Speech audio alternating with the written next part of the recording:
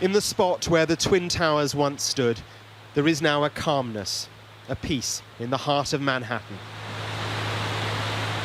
A void that will never be filled, a place for private moments of reflection.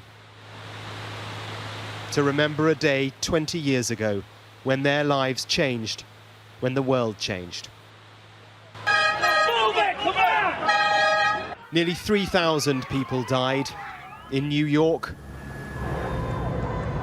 at the Pentagon in Washington, and in the Pennsylvania countryside, the fourth plane brought down by passengers and crew. It was heading for the Capitol. All the sons and daughters, husbands and wives, grandparents and friends. Each of their names is etched here. Over the coming hours, relatives and survivors will share their stories of loss and of healing. They'll be joined at the ceremony by the President, his Secretary of State speaking today for the administration. Maybe more than any other event in our lifetimes, 9/11 shaped the trajectory of our country and how we engage in the world.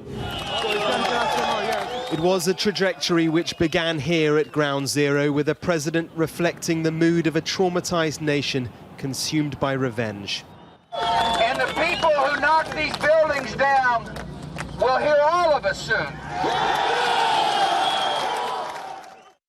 A president's vow 20 years ago was another president's burden just a few weeks ago, with the chaotic exit from Afghanistan and the vacuum it left. The legacy of 9/11 has been profound and it endures. 20 years has perhaps allowed individuals time to begin to heal, but collectively, for America and beyond, it has prompted new and troubling questions.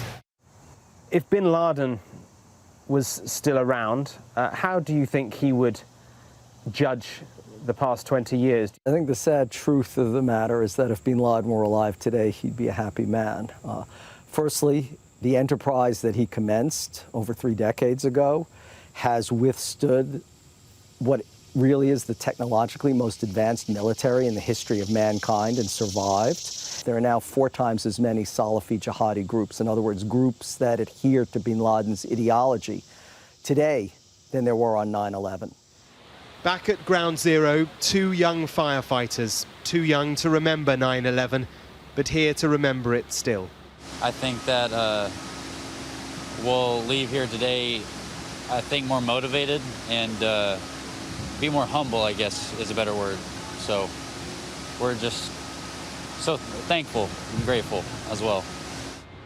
For New York, for America, and well beyond, this will be a painful reflection of such an extraordinary moment. Mark Stone, Sky News, at Ground Zero.